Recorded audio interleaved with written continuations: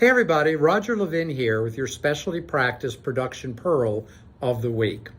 I was meeting recently with one of our specialty advisory boards. We talk to specialists all the time to learn what's happening, what they're doing, what's new, what's not new. And the discussion took a turn toward a concept I created years ago called the Level 4 leader. And a number of these specialists I've known for a long time. They have excellent performing practices, and they are level 4 leaders. And they wanted to know what we had discovered in our research, experience, and observation to help them make sure they remain at level 4.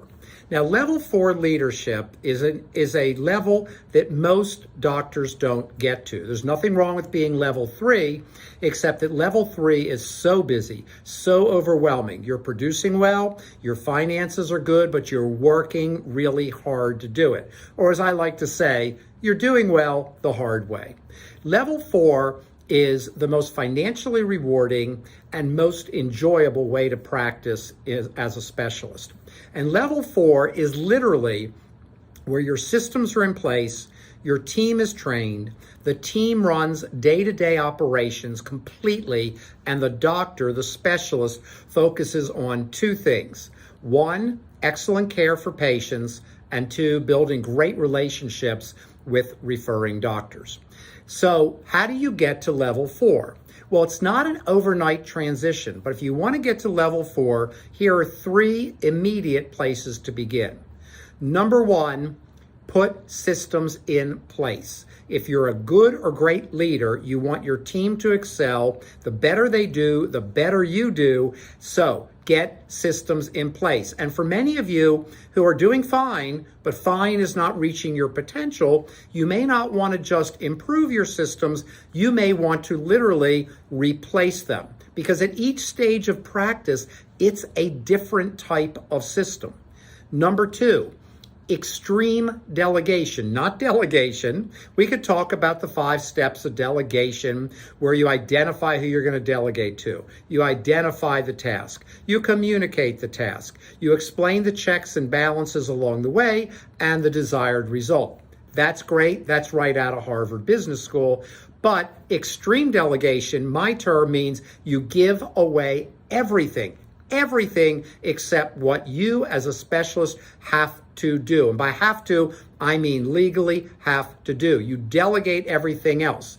Now, maybe your team, go back to number 1, systems isn't trained to handle all of that delegation. Get your systems in place. Then delegate everything that doesn't have to do with patient care, legal requirement, or referring doctors. That's number 2. And then number 3 is going to sound funny. Get out of your team's way.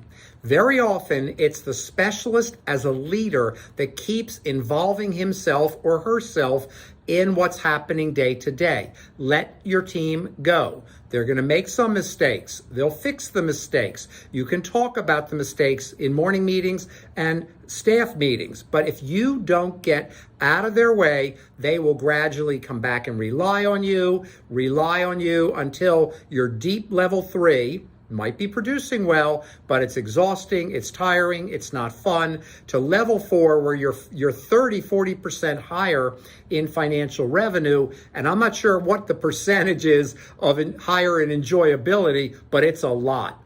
And we had this great conversation with one of the specialist advisory boards that help us here at Levin Group. And I have to tell you, it rekindled for me how fantastic it is to go to work every day, do what you love, have time to do it, and go home. So, as always, I wish you increased practice production every year. And I'm going to add, I wish you a great pathway moving forward toward becoming a level 4 leader.